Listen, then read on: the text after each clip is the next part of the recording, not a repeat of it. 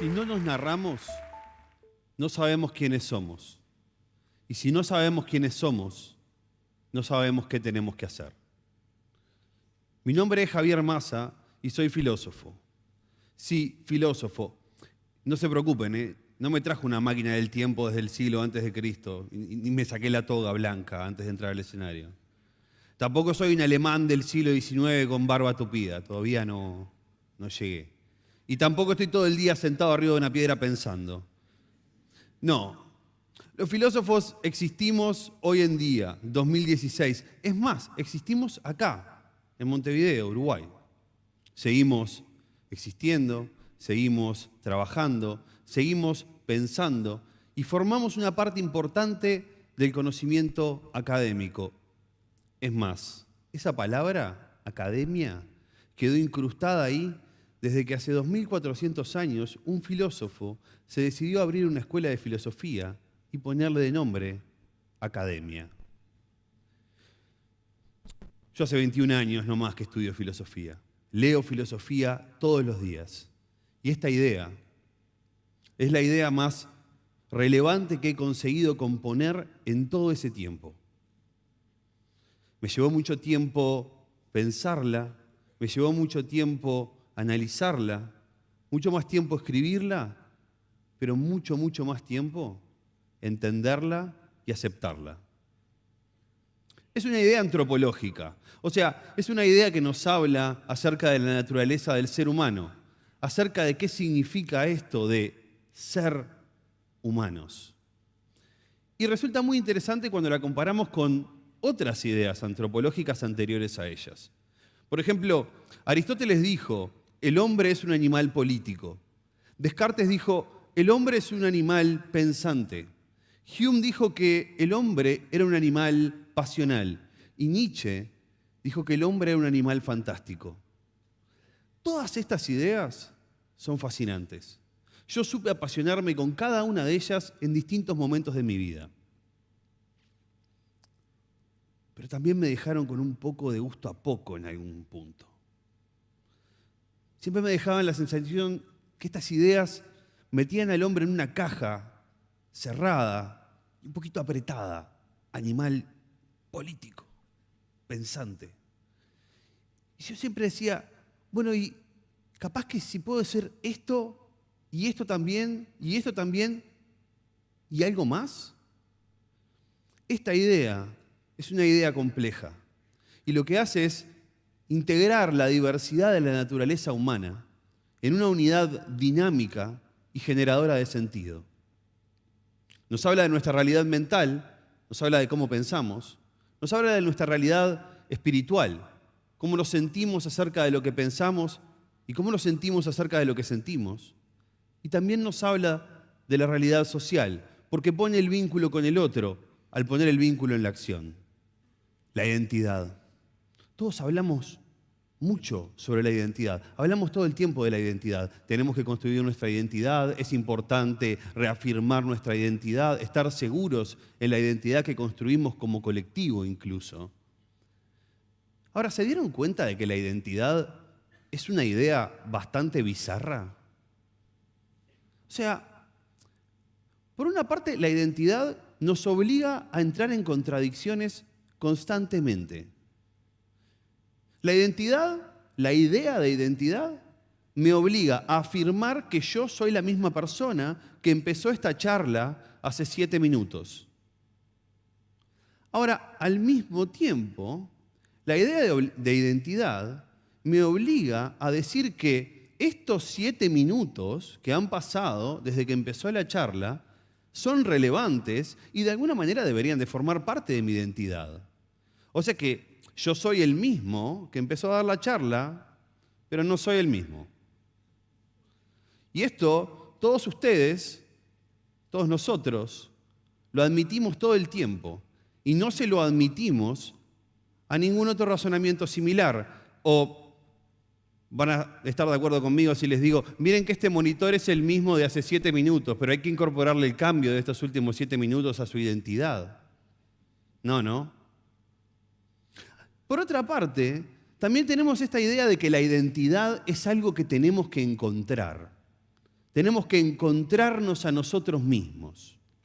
Parece que la identidad es algo que está ahí afuera o a veces acá adentro, pero que por ahora lo desconozco, no sé qué es, tengo que de alguna manera ir y encontrarlo. Entonces parece que tengo que pasar por un proceso en donde yo voy, pruebo, digo, me desdigo, intento, tengo éxito, intento de nuevo, fracaso, probé, encontré y acá está. Me encontré conmigo mismo. Encontré mi verdadero yo. Ahora, pregunta. ¿Quién es ese tipo? Porque si soy yo, lo que yo puedo decir en este momento es que no lo conozco. ¿Este se supone que soy yo? ¿Se supone que este no solo soy yo, sino que es mi verdadero yo?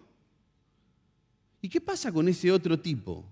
¿Qué pasa con ese otro tipo que probó, dijo, se desdijo, falló, fracasó, tuvo éxito? ¿No le toca algo de crédito al formar parte de mi identidad a esta otra persona? Yo creo que sí.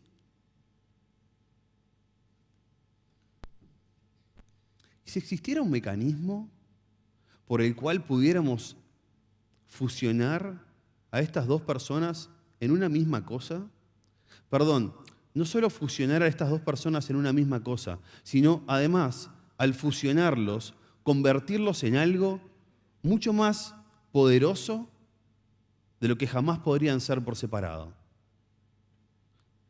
Ese mecanismo existe y además es un mecanismo en el que todos nosotros somos sumamente competentes y lo aplicamos a diario. Se llama contar una historia, hacer un relato. ¿Qué hacemos cuando hacemos un relato?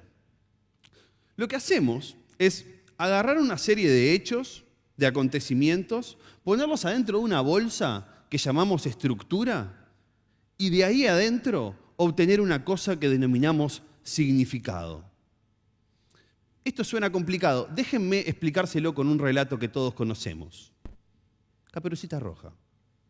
Caperucita Roja arranca así. La mamá le dice a Caperucita, Caperucita, Caperucita, tienes que llevarle esta bolsa con comida a tu abuela que está enferma en la otra punta del bosque. Menos mal que la abuela vivía en la otra punta del bosque, porque si no, nunca hubiéramos tenido cuento.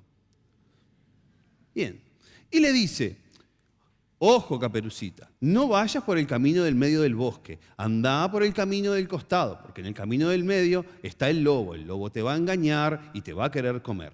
Caperucita emprende el recorrido y efectivamente se distrae con unas flores en el costado y se mete por el camino del medio, donde también, efectivamente, como la madre predijo, aparece el lobo.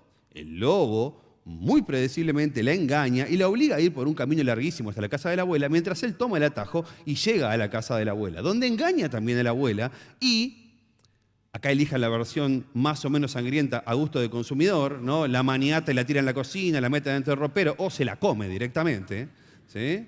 Y luego de que hace cualquiera de estas acciones, decide disfrazarse de la abuela. Se pone el camisón y una cofia blanca. Un maestro del disfraz el tipo, ¿no? Se mete en la cama esperando a Caperucita. Caperucita llega, empieza a interactuar con su abuela un tanto más peluda. Se da cuenta de que hay algo extraño, de que su abuela tiene voz ronca, está más peluda, etcétera, etcétera, y hace lo que toda persona normal haría en este momento. Se mete dentro de la cama con ella. Hasta que luego de un buen tiempo se da cuenta de que esta bola peluda con cofia y camisón blanco no es su abuela.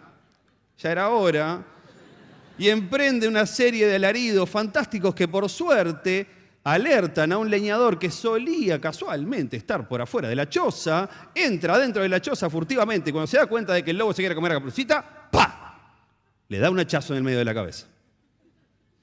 Esto es Caperucita Roja, versión libre.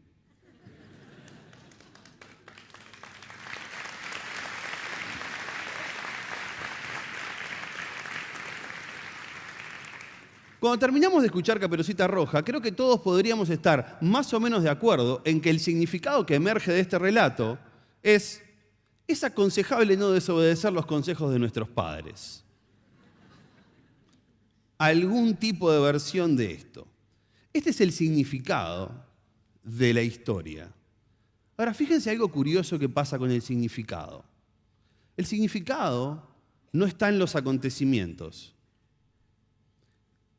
Yo en ningún momento dije eso en todo Caperucita Roja.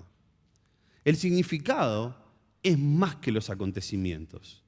Los acontecimientos hacen el significado, pero Él es más grande que esos acontecimientos. De alguna manera, resignifica a todas las cosas que sucedieron en el cuento, a cada uno de esos acontecimientos. Los acontecimientos son como una especie de flujo informe de agua. Y somos nosotros, con la actividad narrativa, los que nos convertimos en el recipiente que les da forma. Y esto pasa exactamente igual en la ficción que en la vida. Si no hay significado, entonces no hay objetivos, porque no sé qué es lo que tengo que hacer. Si no sé hacia dónde voy, no sé qué es lo que tengo que hacer para llegar a ese lugar. Y si no hay objetivo, no hay acciones concretas, no hay acción. Si no hay acción, no hay movimiento, solo hay quietud. Son las historias que nos contamos las que nos dicen qué es lo que tenemos que hacer. ¿Cómo llegaron acá hoy, a TED? Todos ustedes. Voy a hacer una suposición bastante osada y voy a decir, bueno, calculo que se levantaron, se bañaron, se vistieron, desayunaron, se subieron a algún tipo de medio de transporte y llegaron hasta esta conferencia y decidieron dedicarle la jornada de hoy a escucharnos a todos nosotros. Muchas gracias. Pero dense cuenta de que todas esas cosas que hicieron, solo las hicieron porque están enmarcadas dentro de un relato que dice que asistir a un evento TED tiene algún tipo de valor. Sin ese relato, hoy no hubieran venido acá. Hubieran venido a otro lado. O quién sabe, se hubieran quedado en sus casas. La pregunta es, ¿y más allá de TED? ¿Cuál es el relato que le da ese marco a nuestras vidas, a nuestra vida entera? Y acá yo lo que quiero hacer es reconectarlos con una idea de hace 2400 años. Hace 2400 años, Sócrates en Atenas dijo: la vida no examinada no merece la pena ser vivida. Es una idea fascinante, profundamente antropológica y fascinante, y atraviesa como una flecha toda la historia del pensamiento y la cultura occidental hasta llegar a nuestros días. Déjenme que le muestre mi versión favorita de un filósofo contemporáneo de cómo esta idea llega a nuestros días. No te comas la pastilla. Enrique Giannuzzi, periodista deportivo.